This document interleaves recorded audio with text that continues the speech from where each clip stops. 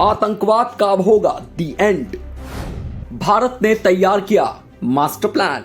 UN fund में भारत करेगा कितना निवेश।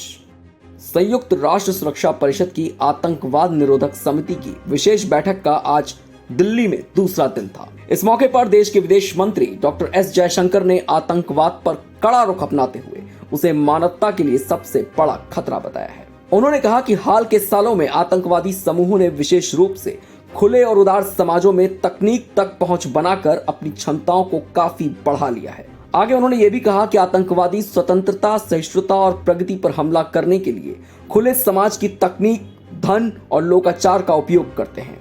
समाज को अस्थिर करने के उद्देश्य से प्रचार, कट्टरता और साजिशों के सिद्धांतों को फैलाने के लिए आतंकवादी इंटरनेट और सोशल मीडिया प्लेटफॉर्म्स को एक टूल किट की तरह इस्तेमाल करते हैं। वो उनके लिए एक शक्तिशाली उपकरण सा बन चुका है।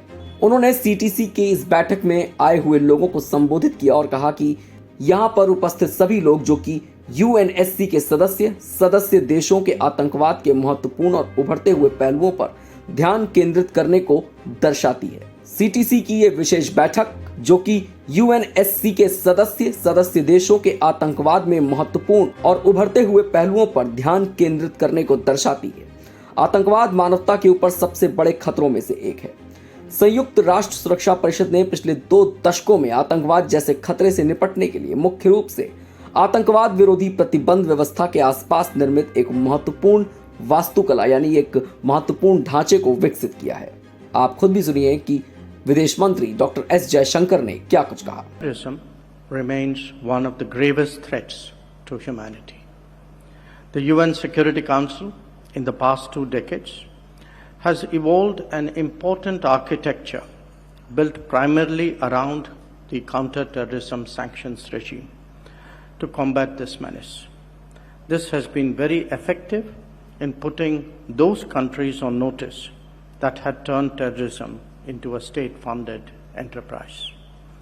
Despite this, the threat of terrorism is only growing and expanding, particularly in Asia and Africa, as successive reports of the 1267 Sanctions Committee monitoring reports have highlighted. The technological innovations and breakthroughs of the past 2 decades have been transformative in the way the world functions in every respect. These new emerging technologies, from virtual private networks and encrypted messaging services to blockchain and virtual currencies, offer a very promising future for a wide array of economic and social benefits for humankind.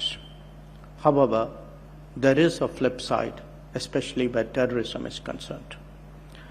These very technologies have also thrown up new challenges for governments and regulatory bodies due to their potential vulnerability for misuse by non-state actors, given the very nature of some of these technologies and the nascent regulatory environment. Jaishankar ने कहा कि भारत का अपना अनुभव बताता है कि साल 2008 के मुंबई आतंकी गुटों ने हमले में वीओआईपी तकनीक का इस्तेमाल किया था। वहीं हाल के दिनों में ये आतंकी गुट सीमा पार से ड्रग्स, हथियार भेजने और आतंकी हमलों को अंजाम देने के लिए ड्रोन, क्वाडकॉप्टर का इस्तेमाल कर रहे हैं। नई तकनीकों के आतंकी इस्तेमाल को रोकने के लिए जल्द कदम उठाए जाने की सख्त आवश्यकता है। इसके लिए संयुक्त राष्ट्र सुरक्षा परिषद का आतंकवाद निरोधक तंत्र को मजबूत करना बेहद जरूरी है। आगे उन्होंने कहा कि भारत इसके लिए अपनी तरफ से यूएन फंड में $5 लाख की आर्थिक योगदान राशि देने का ऐलान करता है।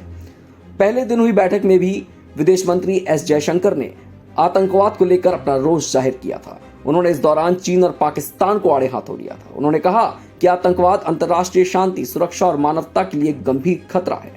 पीड़ितों का नुकसान अतुलनीय है। हम आतंकवाद के अपराधियों को न्याय के कटघरे में लाने की कोशिश में लगे रहते हैं।